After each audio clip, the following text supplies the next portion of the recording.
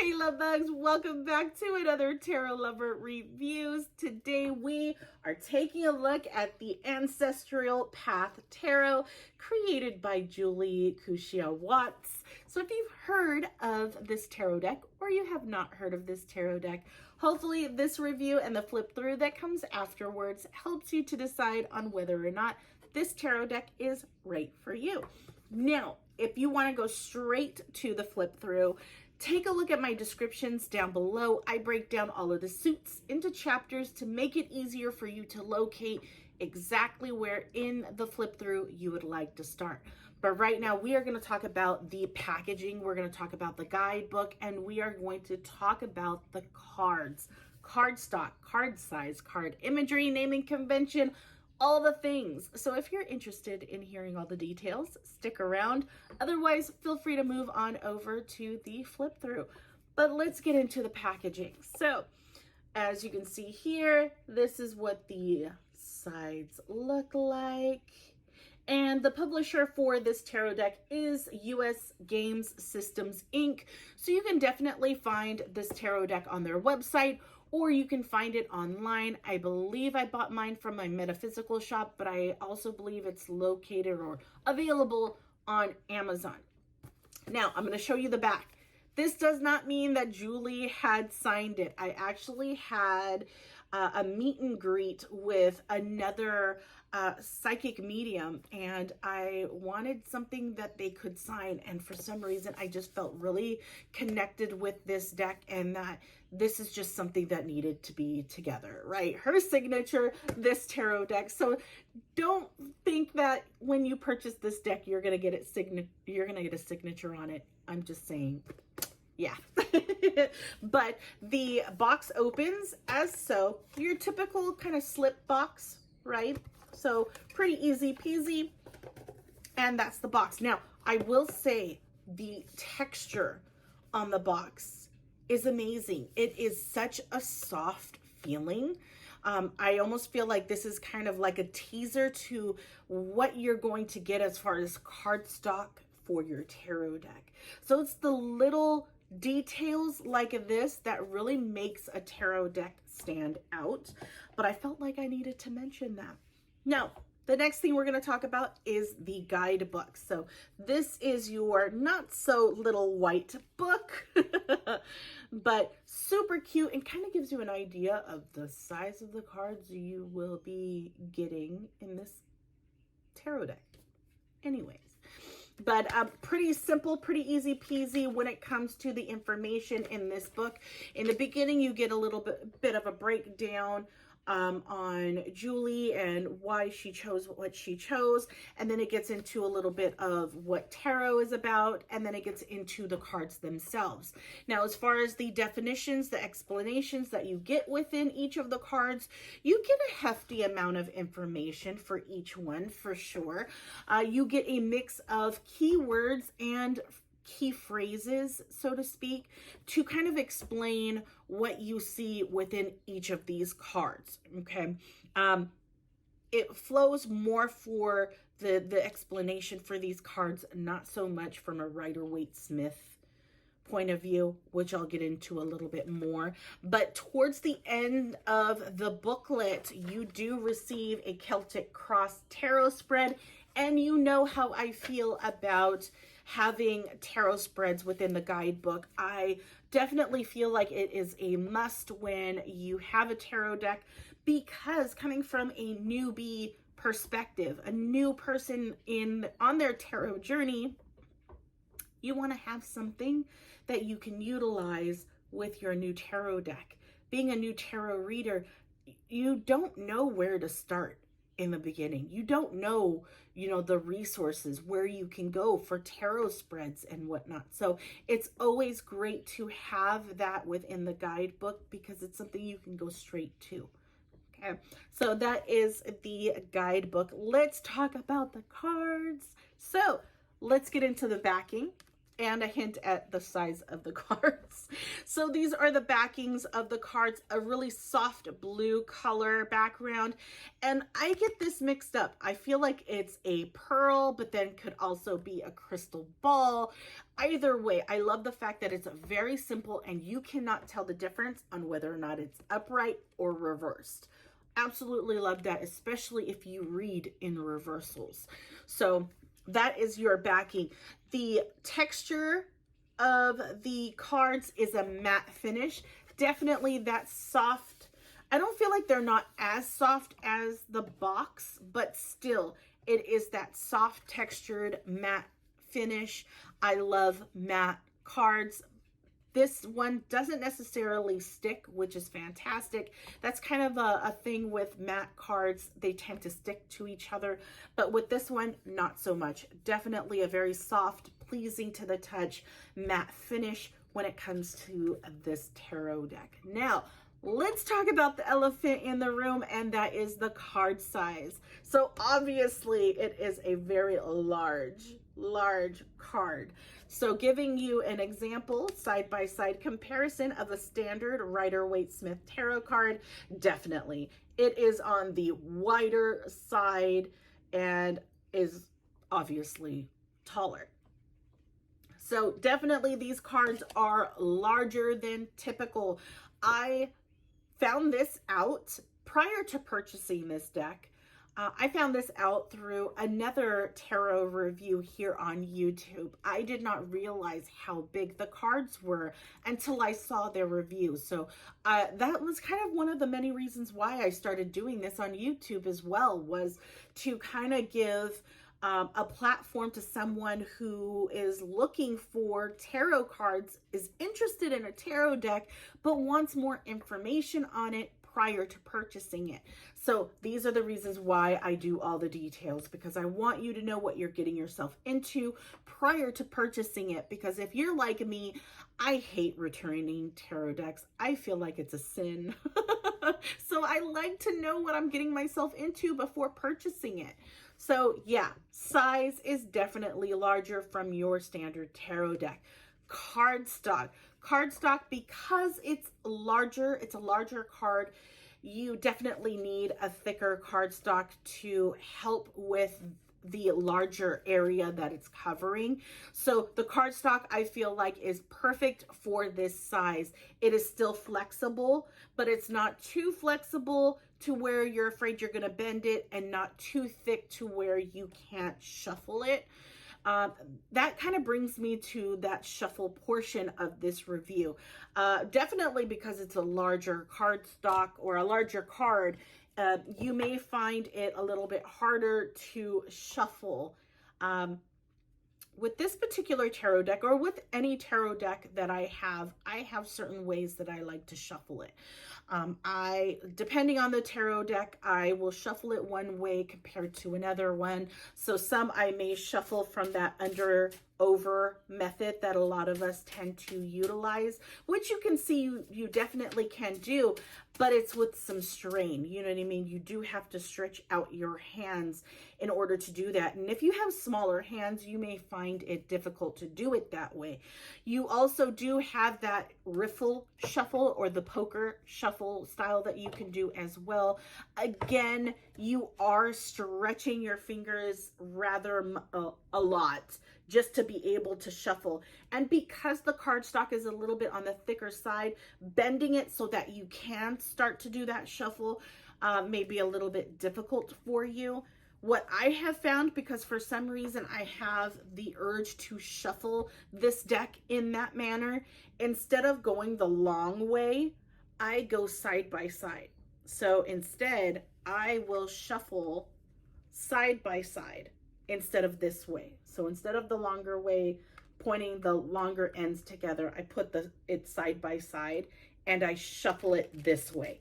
It is so much easier for me to shuffle that way than to do it the other direction. But of course, it's still a strain. The cardstock is a little bit thicker, so it is harder to do it that way. But for some reason with this tarot deck, I enjoy doing it that way. So Whatever way is easiest for you, is best for you, do it. You do not have to do it the way that I do it.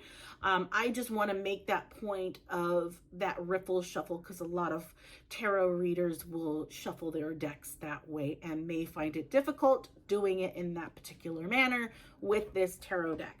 So yeah, that is your cards. So let's talk about the imagery and naming convention for this tarot deck. Now, when I get into this part of the review, I'd like to tell you guys that I base everything off of the Rider-Waite-Smith tarot deck. The reason why I do that is because a lot of the tarot books out there, the guidebooks, are based heavily on the Rider-Waite-Smith imagery and naming convention. So if you utilize a guidebook that's besides the guidebook that comes with the deck, you may find it a little bit harder if it's different. So that's one reason why I bring it up. And then another reason why I compare with the Rider-Waite-Smith is because tarot decks that are out there are inspired largely on the Rider-Waite-Smith imagery. So I like to make sure that I'm doing this comparison, especially for the new tarot readers out there. They may start off with the Rider-Waite-Smith imagery, and if they are ready to move away from that imagery into something more modern, more their style, I want to make sure that I note these differences, if any, within my reviews, so that again they know whether or not this is a tarot deck that they would like to get into. Now, in no way or shape or form am I telling you that you shouldn't purchase a tarot deck because of certain things that I find as pain points. If you resonate with the imagery, honey, get it. Okay, this is going to help you on your tarot journey and understanding each of these cards because you resonate with the imagery. It just makes that process a whole lot easier. If you're going based off of comments us reviewers are doing, I feel like it's not fair to you when you really enjoy a tarot deck, when you really enjoy the imagery on a tarot deck. Get it. You'll figure out how to utilize it the best that you can. You know, just because these cards are large doesn't mean that you shouldn't get them. You will find a way to utilize them however way you can because you resonate with the imagery. With that being said, let's talk about the naming convention first. The naming convention, again, we are basing it off of the Rider-Waite-Smith naming convention. Major Arcana. There's actually only one difference when it comes to the Major Arcana and the naming convention, and that is with the Hanged Man. In this tarot deck, it is called the Hanged One. So they are not specifying a particular gender in this case. So that is the difference that you will find within the Major Arcana. Minor Arcana, there are differences. So for the Minor Arcana, you have the Pentacles, Cups, Wands, and Swords, right? In this tarot deck, a few of them are renamed. One of them being Pentacles. Pentacles is circles or sacred circles in this tarot deck. So sacred circles is for Pentacles. You still have Cups. Wands in this tarot deck is called Staves or Staves. S-T-A-V-E-S, Staves. And then for Swords, it is Swords. So technically 2 out of the 4 are different. Sacred circles and Staves are the only differences within this tarot deck. Cups and Swords stay the same. Now, in regards to the court cards do adjust a little bit. The kings are still kings, queens are still queens. It's the knights and pages that change. The knights are called princes or prince, okay? And the page are called princesses. So princess for page, prince for knights, and then you have the queens, and the kings. So that is the naming differences within this tarot deck. There are no bonus cards, but still that is totally fine. It is not a requirement when it comes to tarot decks. Now let's talk about the imagery because it is beautiful. Okay, so this was one of the reasons why I purchased this tarot deck, was because of the imagery within this deck. Something about it, it's interesting because it wouldn't have been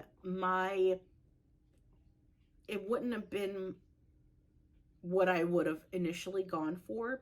I don't know. Something about this tarot deck just calls to me.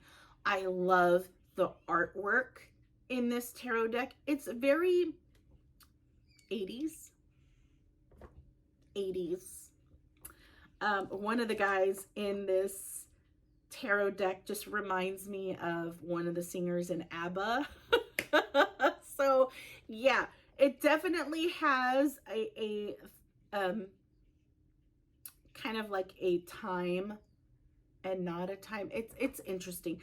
But again, I love the color choices. I love the artwork within this tarot deck. It just invokes something ancient, something ancestral about it for sure. And that's one of the reasons why I love it. It's just the artwork, the paintbrush, the strokes, it's just, yeah. I cannot find the words to express how much I enjoy this tarot deck. It's a very beautiful. So in regards to that and the suits, each suit has a specific tribe, a specific time with each of them. So what I mean by that is sacred circles. The theme with that suit follows indigenous themes, indigenous tribes, indigenous icons, symbols within that particular suit. And it fits. It's very, close to earth. It's very earthy, and then cups follows this kind of like medieval vibe, kind of like a King Arthur vibe to it. The staves follows an Egyptian theme to it. And then swords follows an Asian theme to it. So again, I love how everything just flows, everything just vibes. In regards to comparing it to the Rider-Waite-Smith imagery, does not follow it. Does not follow the Rider. Well, I mean, there's times okay. Let me take this back. I'm going to take that back. It does follow the Rider-Waite-Smith imagery to an extent. There are definite themes. You do see it, but it's done in a way that fits the illustrator's vibe, artwork. So you see it within the minor arcana. Let me just grab a random one. Here is Temperance. So you see it. You see the icons, you see the symbols, you see Temperance. So it does follow. I'm trying to find one that is not the major arcana. Here we go. So we have the Two of Cups. So definitely you do get it. You do get